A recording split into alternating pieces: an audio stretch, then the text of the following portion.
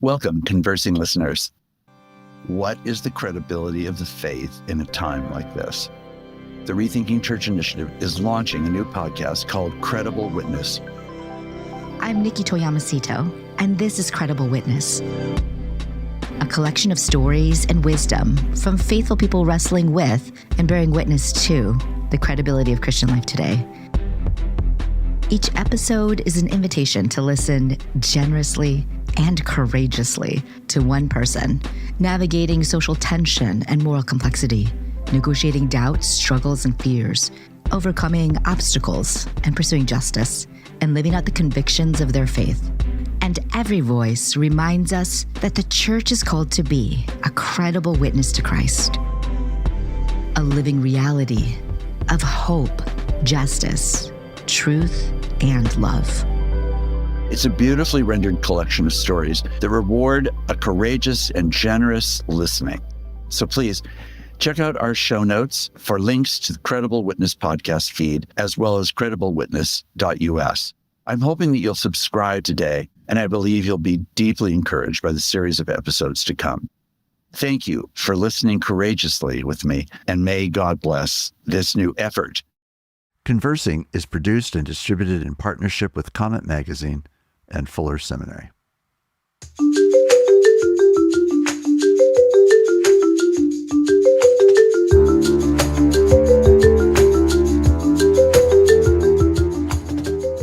I'm Mark Laverton. Welcome to Conversing.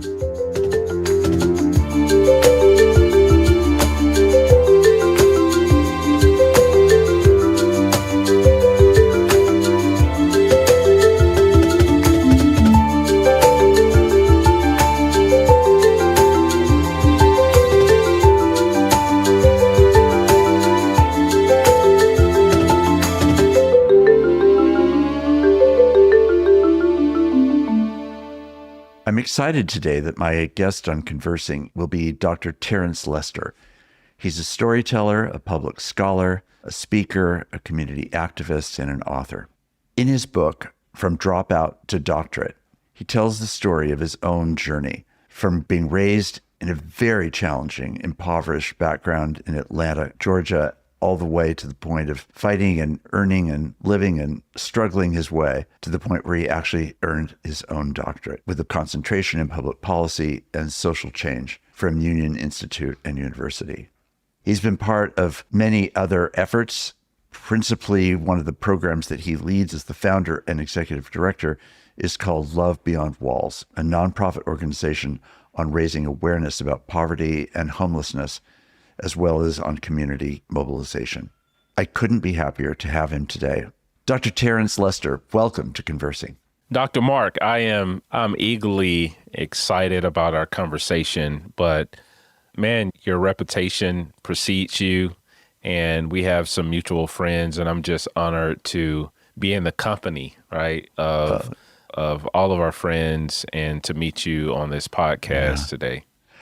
Well, this book, I have to say, was my introduction to you. And I'd heard your name, but I hadn't gotten acquainted with enough of your story to understand it. And this book, From Dropout to Doctorate, is really, I found, just quite a remarkable book. It's remarkable because of the character of your own personal story, which we'll get into, and the way that you wend together not only your personal story, but then these frameworks of structures in society and culture and education in particular, but the way you also summarize data and information that even sets that in a wider context. So it makes for a very multi-layered book, and one that clearly is the harvest of quite a profound personal journey. And in summary, I wonder if you could just start by giving us a bit of a simple overview of the book, which includes the overview of your story, and then we'll get into some of the details. Yeah, I was in deep reflection about my life as a whole, sitting beside the bed of my father. He was in the hospital, and I was his primary caregiver, and I was watching my father get ready to make the transition in his life. But it was a beautiful, rich moment in that one of the greatest gifts my father gave me was allowing me to see him vulnerable. And not just vulnerable in his frailty or his weakness, but vulnerable in the sense that he opened up. You know, he talked to me about his rearing, growing up in the 50s and 60s, being exposed to what many have documented in terms of film and written work, the crack epidemic, right? Growing up in the DC projects, but also giving me a chance to see him in his most human state. Mm-hmm. And I'm also reflecting about my life in the backdrop of that. My father told me something that was very encouraging, and I want to lift him up in this moment. His name is Tyrone Lester, and he is very much present with me in this moment as he was with me beside the bed.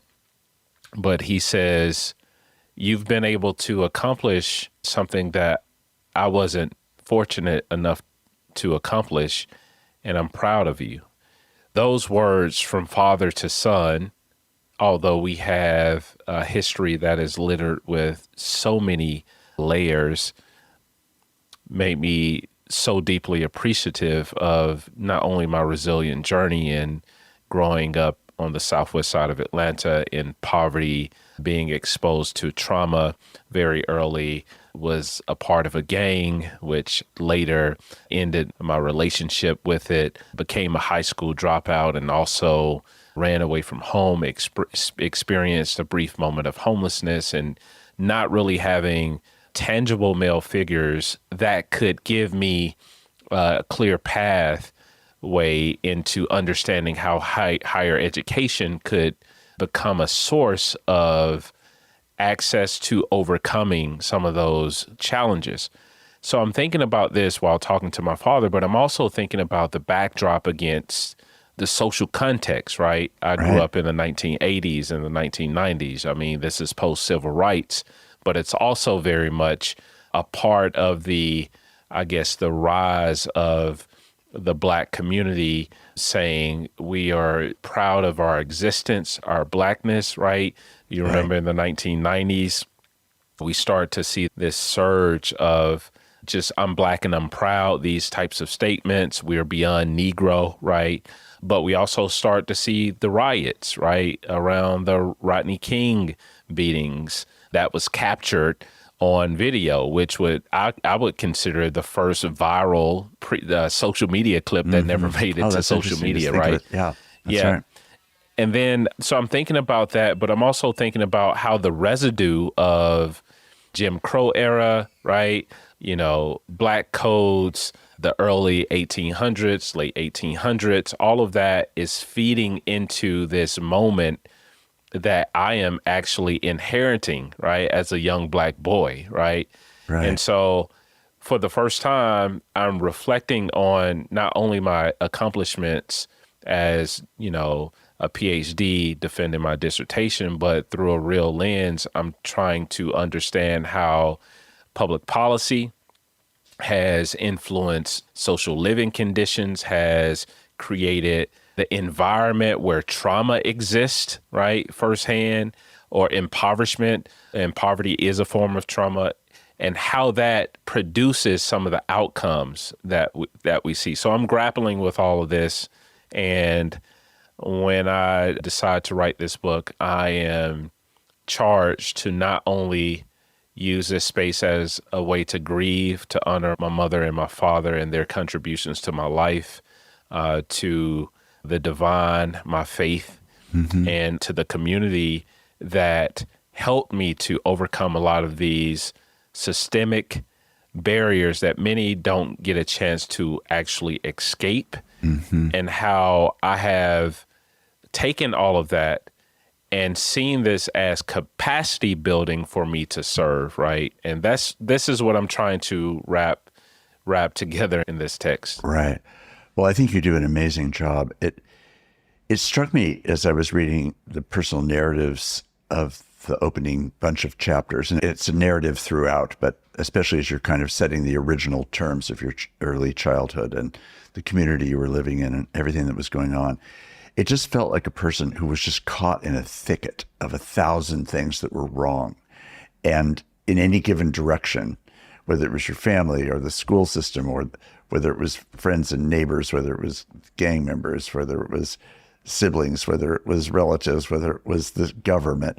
I mean, it just came at you and subverted your life just over and over and over again in a way that as any young person growing up, but certainly a Black boy in Atlanta in that era, in that moment, as it still obviously still happens. I'm not suggesting that's not continuing, but in that period particularly. And it gave me, I think, I've known a fair number of people who have come out of backgrounds like yours, not a large number, but I mean, I'll say 10 to 20 people that I would put in that sort of category. But the thing that I found so distinct about your story was some of the granular details that gave me a feeling of that sense of being caught and buffeted inside this thicket. And there are times in the early chapters where you really, obviously because of the title of the book and because of a trajectory, you kind of know the story is going to have a better outcome than it appears at the beginning. But wow, I mean, seriously, wow, it's a pretty devastating beginning. And I feel like you do this beautiful job of showing how you have escaped, as you said, and how you've processed things. And it still feels so understandable to me that at least I have the sense that it is still a processing that has to continue on. Yes. Yeah. Thank you so much for your analysis. I think one of the hardest things to do is to write a personal scholarly narrative. Yes. Right. Yes. Because not only are you processing data, right, in real time, but you're trying to understand as observational researcher or researcher, how does this impact me personally? And do I have the courage to be vulnerable enough to share how my life intersects with said data? And I grappled with that because over and over again, I am realizing in real time how things were set up for me not to succeed. And you name that, right? You can visibly see those things as I am processing my experience, right? The urban hassles, the context I'm in, the dilapidated buildings, the food desert, the exposure or lack of exposure to certain events, right? I was in Chicago not too long ago and I had a book talk there, and there was a professor that showed up and we got a chance to talk and dialogue. And I asked her a question. I said, when was the first time you ever learned that college was accessible to you? You know what she responded and said? She says, oh, I knew I was going to college in the fourth grade. Fourth grade. Wow. I said, do you know when the first time I really believed that this was possible? I say I was 20. That's a 10-year head start. Right. And then to have to believe that against, like you're swimming upstream, right? Social stigma, the way that you're depicted in media, the environment, the lack of exposure to relationships. I mean, Dr. Mark, like there's nothing in my mind that would have ever given me the imagination that I would even have a conversation with you today years ago, right? I mean, you were a president of a college, right? Right. I am talking about how far it takes for one to travel, right? To overcome the odds while maintaining your sense of self, your sense of worth, pushing back against social stigma, imposter syndrome, sometimes with the lack of resources and relationships and guidance. And I told one interviewer one time I had to become a questionary, right? Meaning that before I was a visionary, I learned to ask questions of books. I started a book collection. Many people who have mentored me, I've never met. I started to see that I could learn from anyone, right? The person who is behind the register at the local grocery store, who is much older, to the deacon in the church, to the person that I was learning from at the local tire shop, just learning about life and learning to ask questions to fill in some of the gaps that I had when I was much younger. I'll never forget, I was walking into a bookstore. I was 18. It's a Black-owned bookstore in Greenbrier Mall. I don't know why I stumbled in this bookstore, but I go in and this lady walks over to me. She was a bookstore owner, and I was just looking at all the books because most of the authors were Black authors. And she looks at me and she says, "You know, you could write a book, right?" And I looked around and I'm like, who are you talking to? Are you talking to me? And Right. she proceeded to say, yes, like you talk to me about history and you have a story and all of these different things. And I think that was part of the disruption that I needed to have the vision that I could contribute to the academy, that I could contribute to bodies of work that actually provides a lens for people to understand how structural barriers can impede people from actually accessing higher education. So thank you for asking these questions. I love that. And I think it struck me fairly early on that you were not primed to be a student, but that you were primed to be a learner. And Yeah. I felt like that was what was happening. You were learning. And I think one of the things I appreciate so much about the narrative is the way that it fairly matter-of-factly recounts some very traumatic experiences where, a little bit like our mutual friend Jamar in the writing of his book, The Color of Compromise, he doesn't have to exaggerate the narrative. The narrative just is dramatic. And when you let it simply be heard, you begin to get a calculus of how this is going. I think one of the most poignant moments to me was after you had explained a great deal about your childhood, and then you introduced this tool that's used in education called adverse child experiences. And describe that tool and then explain why your score was such an illuminating thing for you. Yeah. The ACEs quiz, right? Adverse childhood experience. Yeah.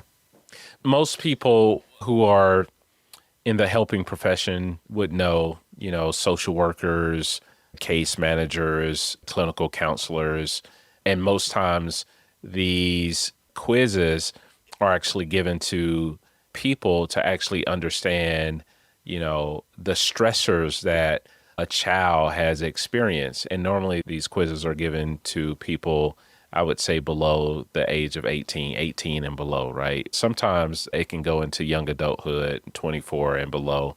And then other times they're full-blown adults that have taken this quiz. And it asks all of these poignant questions. There are only 10. It could ask anything from things like environmental questions, right?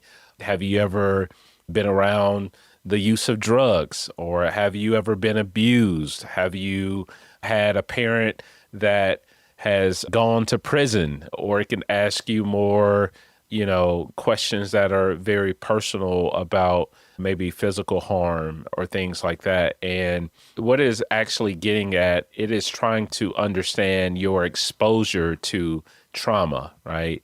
Or violence or abuse or neglect or things like that, because it can help a clinician or a helping professional understand the level of trauma that may be influencing said behaviors, trauma responses that come or derive as a result of being exposed to these types of traumas early on. It even asks questions. Have you ever, felt like you didn't have enough resources or enough food? I may be paraphrasing the question, but it really tries to understand your level or your threshold of survival, right?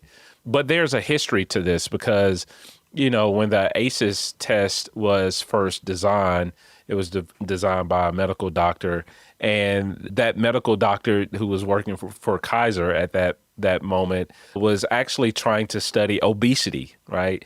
And it wasn't actually given to people who were black or brown, right? And so it was measuring, how stress actually increases obesity in mostly people who identify as, white, right? And so later it was discovered that this test could be used to understand trauma in a way that creates some of the outcomes that we see.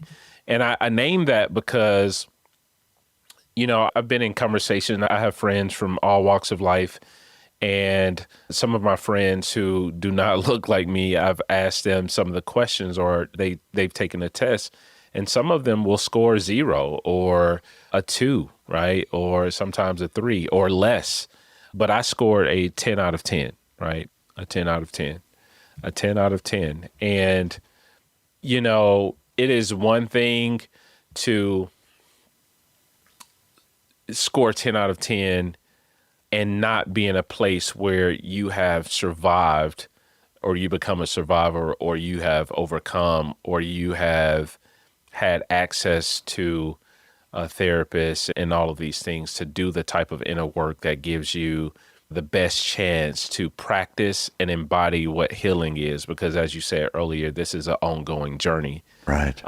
But my friend, Dr. Libby, actually says that each yes you answer on this test can be seen as a negative number or encounter, right? Effectively lowering you into a pit created by damaging and or life-threatening experiences. You must then work to climb out of this pit just to reach emotionally stable ground. In reality, the higher your ACE score, the more your body has to overcome, meaning the impact of what you are actually experiencing, right? He says, you don't get to be fragile or fatigued easily. Every yes on your ACE test will cultivate a stronger relationship with pain your counterparts with lower scores may or may not have. Ultimately, the individual with a higher ACE score will develop the muscles of resilience in a way that only survival strategies could create. And what he's arguing there is that there is a built-in mechanism to early exposure to some of the things that you didn't ask for, like growing up in a rough environment or growing up with lack. You are actually developing muscles of survival and a greater propensity to be resilient when you are faced with difficult situations. And I believe, as unfortunate as it is of scoring a 10 out of 10, there's something redemptive about how that exposure to these things, and I'm not excusing the trauma and the things that I've had to suffer,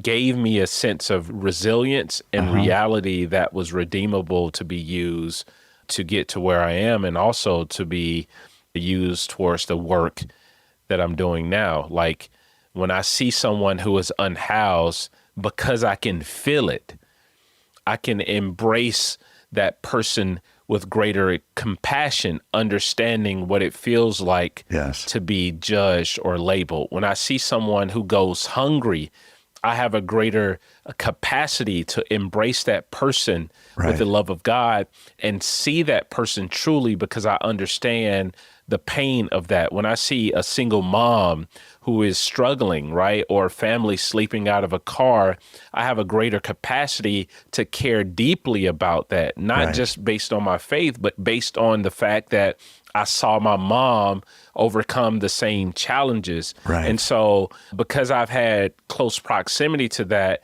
that then has been transmutated into purpose, into passion, into saying, how can I show up in the world to make sure that people don't have to suffer through the things that I've overcome? Yes.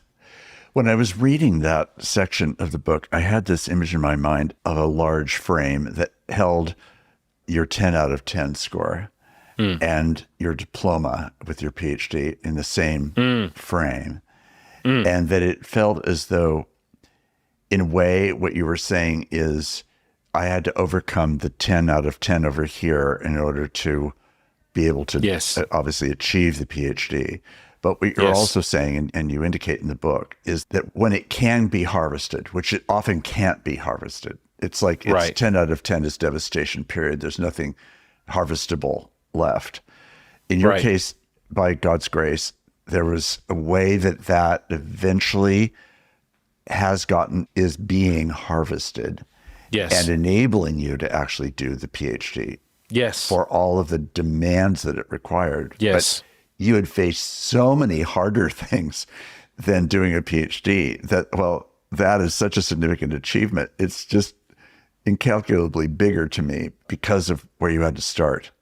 It's really, really a moving story to me. Not because neither of us would want to overstate the importance of a PhD, but neither of us would want to understate the importance of it either. As an achievement that means you're free, you're able to focus, you're able to have time to learn and learn productively, learn in a life-giving way, learn in an informing way, but also in a self-satisfying way. And that best sense, like pulling the very best out of you in the course of doing work like that. Yeah. Wow. Yeah. That as I was listening to you say that,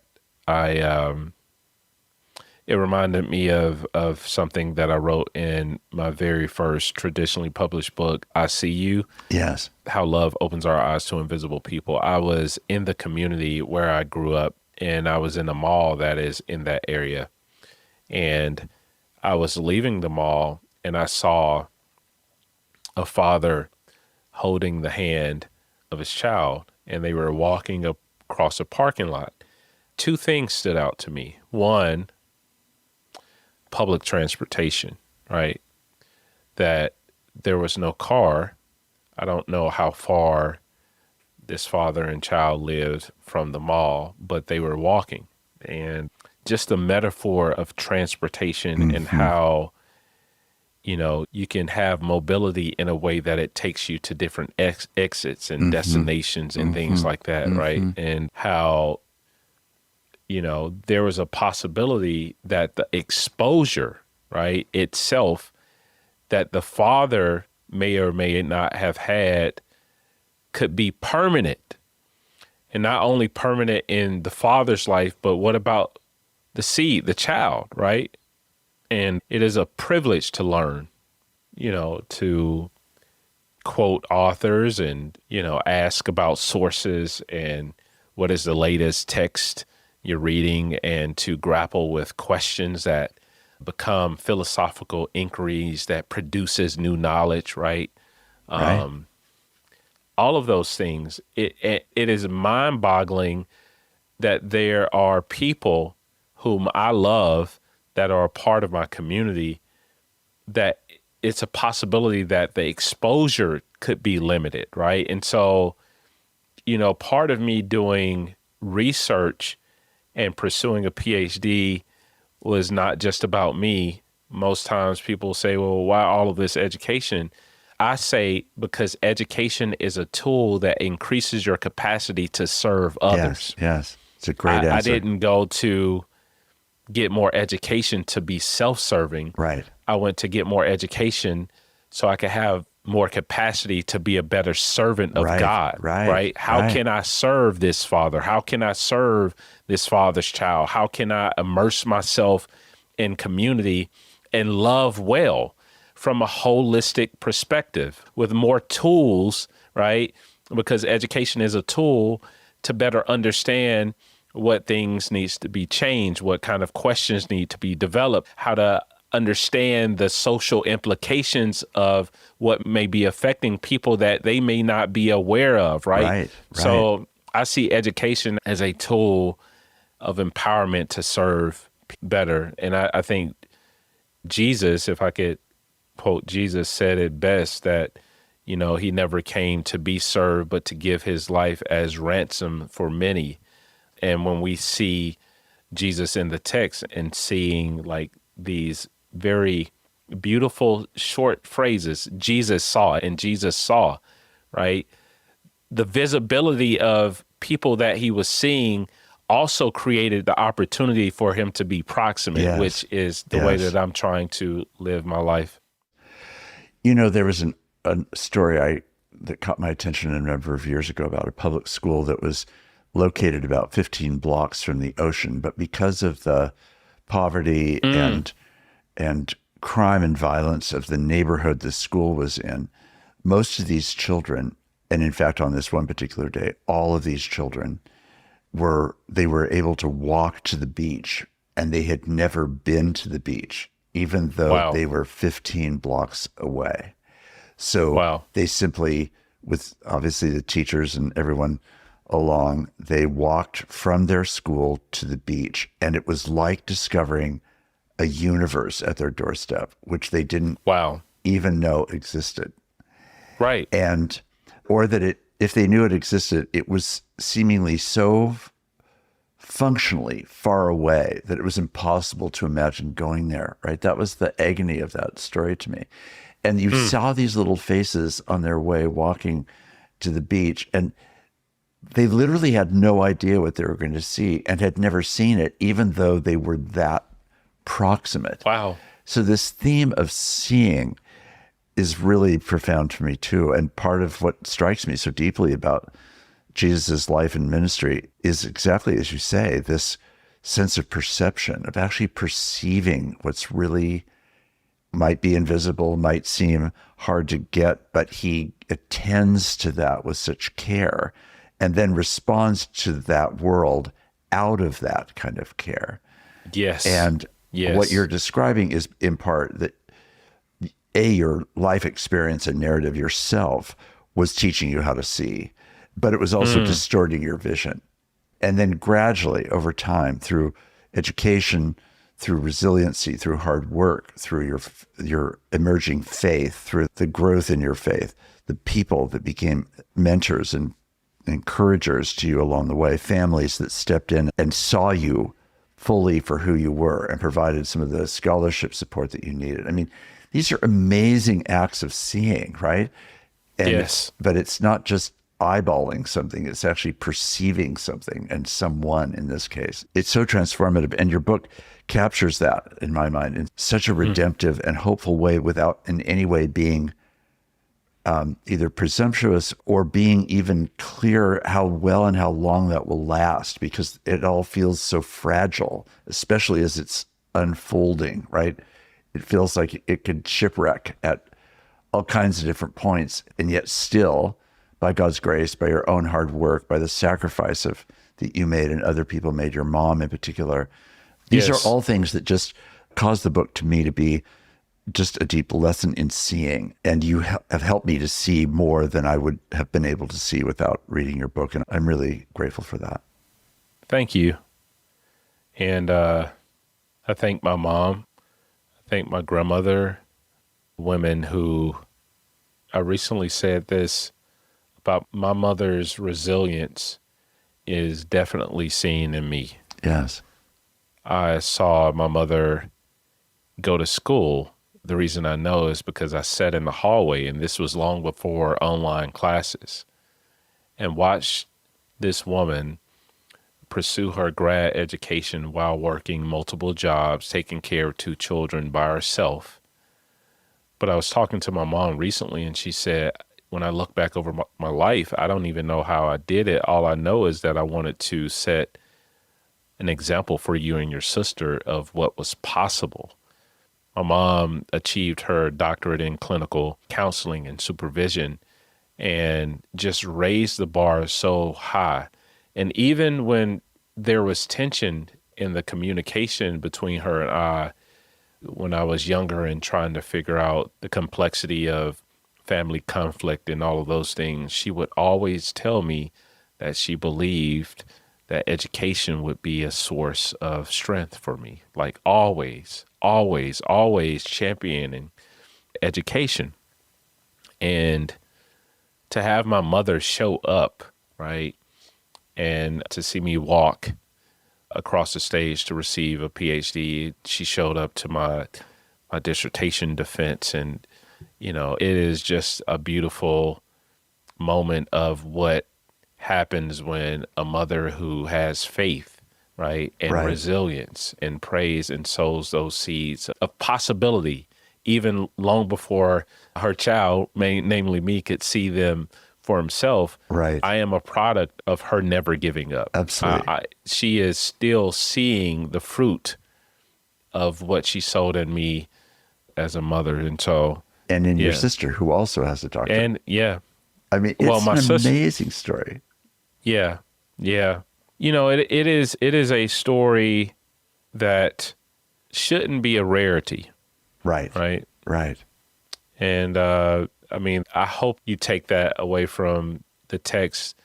You know, all throughout, I am indirectly suggesting that we become community and a source of hope for Right. those who may not have that type of support, right? Because, you know, people are better in community. People are strengthened in community. People find hope in community. People are seen. Yes. People find possibilities and access to opportunities in community. People are expanded in their growth and their purview of the world in community. All of those things are true, and it's the source that keeps on giving. Yes. But it yes. is also the source, one of the main sources that is being attacked today, right? There is a breakdown of community, a breakdown of communication, community communication, right? And so this moment is critical, not just for emerging scholars and students in Title I schools, students who are emerging from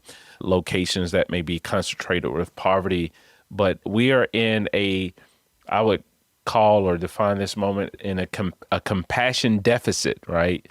And we must respond with more community. We must respond with more support. We must respond with proximity. We must respond the ways in which Jesus lived his earthly life, right?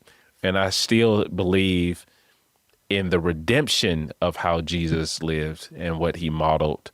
And I think it is a tool that we can use in seeing people overcome such challenges. But we have to ask ourselves, are we willing to lean in? Are we willing to advocate? Are we willing to sacrifice? Are we willing to invest? Are we willing to be proximate? And those are questions that I'm kind of asking indirectly. Absolutely. Yeah. One of the things that made it evident to me that you were a learner is that there were a number of places in the book where it would be a single encounter, sometimes literally a sentence that someone said to you. In the last few years, I've been particularly struck by Jesus' use of, for example, the parable of the yeast, this very small, this almost invisible ingredient that under certain circumstances placed in flour with water ends up becoming this unbelievably transformative reality. But at the beginning, it's just this little tiny grain. And as I was listening to the way that you were talking just now and thinking back on the way these single sentences, like yeast, just got dropped into your life. Now, how many sentences do we hear in the course of our lives that we couldn't possibly recover? Right. But by being the learner that you are, you actually grasped that there was something actually about life that was in this single sentence, like the woman that you encountered in the bookstore, right? I mean, how amazing that would happen. And she might have said that to a lot of other people. It doesn't really even matter. The point was she said it to you. And right. in that moment, that is a piece of residue that ends up becoming catalyst, that ends up becoming part of the transformative story of hope. But it still requires everything that demands. But it was a line of hope, which was a beautiful, beautiful statement. Yeah. Wow. That's so powerful.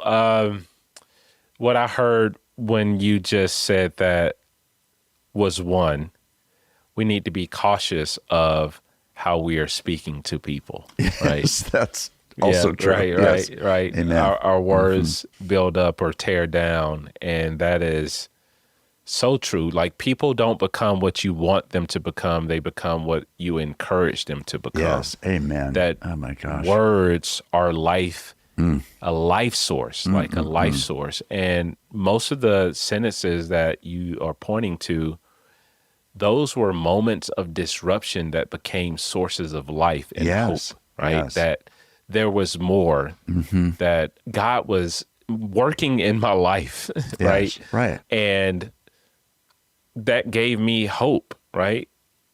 And the contrast of that makes me think about the people who don't have hope, who don't have people speaking these sentences, who haven't heard you can go to college, who haven't heard you can achieve a PhD, or you can become a scientist, or you can become the engineer, who haven't heard that poverty is not the final determinant, the determiner of your worth, right? Who haven't heard some of these very important statements. Yes. But what is that indirectly asking us to do, right? To be a source of life with the words that we speak. But two, it also makes me think of the importance of just, seeds. Right, right. And how fragile they are, right? So fragile. Like nobody questions, right, a garden or an environment that has a lot of weeds, and you put a seed in it and the soil isn't together, and maybe the seed will have to endure the rough conditions of said environment, right? Nobody would think that you're crazy for making the statement that say, hey, like I need to do something about the environment around the seed that I'm planting so it can have the best possibility of flourishing, Yes, right? yes. But we don't take that same approach when it comes to human beings. Right, right. Like, how could we imagine the seed of a person being placed in the environment or the garden of poverty, Yes, right? yes. And saying, well, that person still has to overcome those challenges, overcome the weed of food insecurity, overcome the weed of impoverishment or not having mentorship, overcome the weed of economic Violence. challenges, Right. overcome all of those things. And we place blame on that seed to say, hey, you're still supposed to grow and flourish in that type of environment.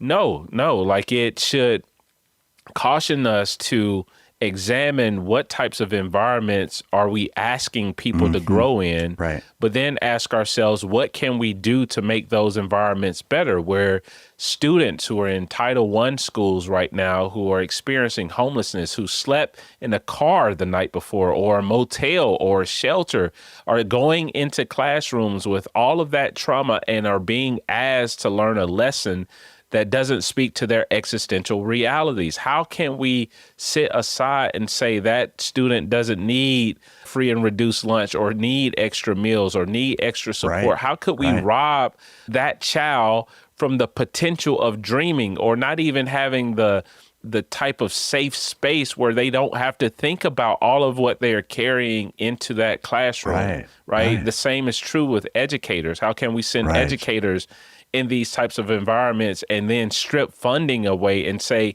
still produce children or students who are going to flourish? No, like it is problematic when you are in that type of environment and there's a greater chance or greater probability for you to dream of dropping out before dreaming of having a degree. I was that seed, right? And so every seed doesn't make it out of those types of environments, but the way that you phrase that statement is that we must care for those environments. We must care for those people. And I'm reminded that if we love God with everything, that we also are called to love our neighbors as ourselves, but not just stop there, because we can't love neighbor if we're not concerned about the neighborhood that produces neighbor, or concerned about the issues that neighborhood faces. And so that's just deeply profound and deeply moving, that something as small as a sentence spoken can give hope, but then it in turn asks us, what are we doing about the environment that could rob the potential of that seed that is spoken from actually causing someone to believe that they can make it out? Yeah.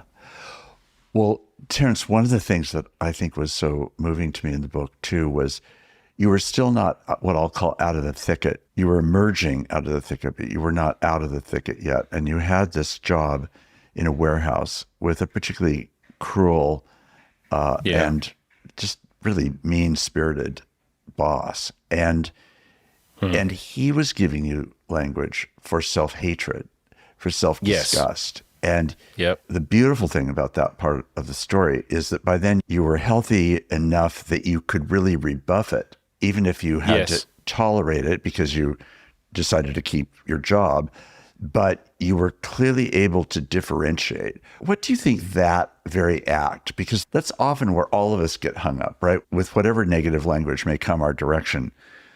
Why was it that you think in that period you were able to clearly acknowledge how cruel he was actually being, but yet not forget, but not absorb his message? Yeah. Well, by that time, I had become a part of a community of faith, and I was really believing, right, that my being, my actual design, right, was intricately woven together by God, right? And fearfully and wonderfully made. Yeah, Psalm 139, right? Right. Fearfully and wonderfully made. And because I believe that, it made me realize that what was spoken to me in the community of faith by mentors and people that I was around was diametrically opposed to what was being spoken to me in this space.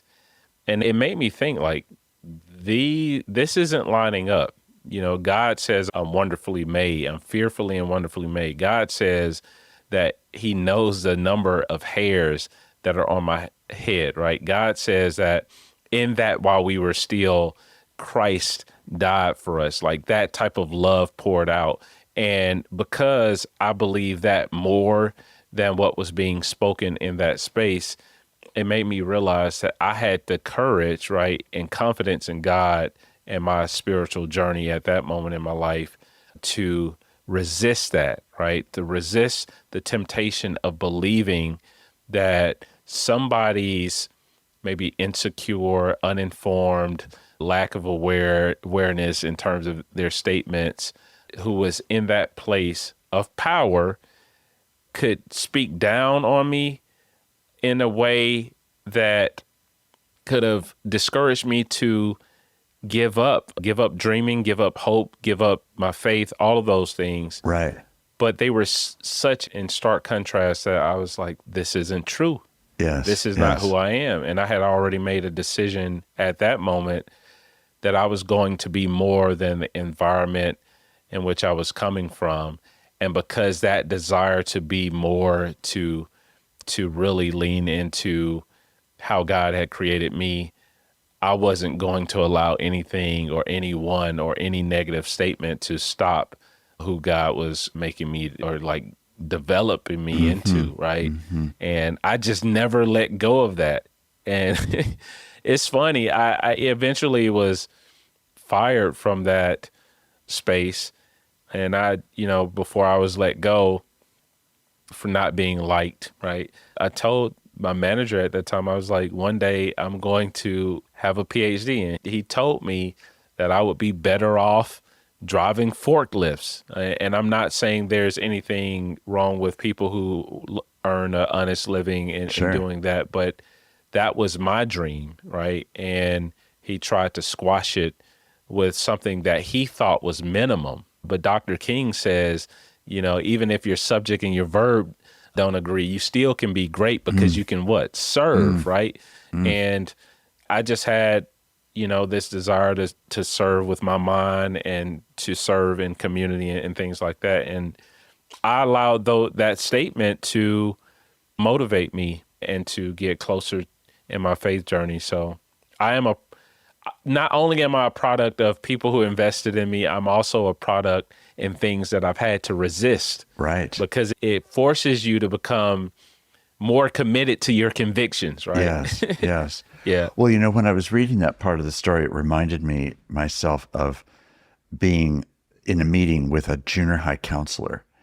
And I was a kid who was an achiever, but he really disliked me. And he said to me in this counseling appointment that basically he was saying I should be a forklift driver.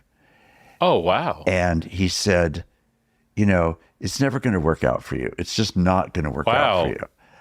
And it was really harsh and actually quite personally harsh. He was extremely critical of me. And I only had him as the leading exemplar of anybody in a school system itself that was like this, but it was a significant moment, right? And middle school, junior high is such a formative period in your thinking. Maybe he's right. Like, he must be right. He's the adult. He's the one who understands more things than I do at this stage. But fortunately, and your mom was like this in your life, and my parents were like this in my life, I told them right away about what had happened because it was just so crushing. It was like, gosh, I must be blind. I must be thinking I'm living in some world that just doesn't even exist. It looks to me like there's a horizon of hope, but he says there's no horizon of hope for me. And Wow. why he was motivated to do that, I don't know, but it definitely left a mark. And I think, just as you're saying, while I didn't often have to think about that as I moved forward in life because other things had given me other data points, but I never forgot it, obviously. Here I am all these many years later, Right. reading that book, that part of the book, and thinking, yeah, those words of cursing, I mean, it's literally like a Yes. curse they're pronouncing on you. You will not matter. You will not work. You will not succeed. You will not have Right. hope. You will not know joy. Like whatever the things were that a person might say, he was trying to heap them. So I felt, even though our stories are very different for all kinds of different reasons, that kind of a moment is really powerful. And I think the resilience that you showed, and that by God's grace, I too was able to find, not yet out of Christian faith. That wasn't yet in my life. That wasn't until I was in college. But I was just very moved by that part of the book and your own, again, capacity to learn, which is, I guess, one of the themes that I keep coming back to because it was such a striking feature to me in the book. Wow. Wow. Thank you so much for sharing that story. And it just, how many people who are probably carrying stories of cursing, right? And how those statements, right, that many of us have heard could have impaired people, right? Right. Or become roadblocks, in the Yes. narratives and the stories that replay over and over in the minds and hearts of people. And, if somebody is even listening to this, I would encourage them to interrogate, right? Right. What's truth versus what is a fallacy or something that is not true. But I do not believe in my heart of hearts that God is the source of cursing over someone's life. Right. I cannot believe that. Yeah. And I will say that one of the things that emerged for me fairly quickly after becoming a Christian, and it sounds like this may have happened for you too, was that I had moved into a community of affirmation and Yes. the blessing that was like, Yes. my family was very loving, and I'm extremely grateful for my family and their presence and all of that. But again, as you're growing up and you're developmentally in a different place, you're not looking so much for your parents' affirmation only, but really what about the people that are really around you who aren't related to you, right? Yes. And when they start having an investment in my life, it was like, seriously? This is an astounding thing to me, and has definitely affected me throughout all these many years. Yeah. That is the perfect way to describe the church that I would consider my first introduction into Christian faith. It was a community of spiritual affirmation, right? Wow. But having blessing spoke over you, similar to the priestly blessing, right, it's something that reminds you, right, even in the human condition of life, because there's suffering, there's all types of sorrow. It reminds you that the divine is still proximate, right? And there's a deep care that happens through community that can be the greatest expression of the divine, right? And so I definitely found a lot of care, communal care, right, in community and communal affirmation, which has been a blessing to me. And I still carry phrases and conversations and things that are near and dear to my heart, even in moments of isolation, in moments of sorrow, in moments of grief, right? I Yes, talk yes. about losing my father. Right, I still maintain that level of hope. right. Yeah. Dr. Terence Lester, you have given us a great gift in this book, and I hope many people will read it. And I just want to bless you as a brother in Christ, bless you as a person who's known more storms and thickets than my life has ever shouldered, and how deeply I respect you and am grateful for the willingness and acute vulnerability of how you share your story and the way that you help people get handles on things that we could actually do about the story and how it's affecting the lives of other people, perhaps very close to us or within immediate reach, if we actually are set free from ourselves enough and the challenges we face to be able to actually care. So thank you for all that you've given, and thank you very much for this conversation. Thank you. Thank you so much for creating this type of space, which feels safe to have a deep and meaningful conversation. I think that is where the fruit is found. Amen. That is where the fruit is found. A beautiful summary.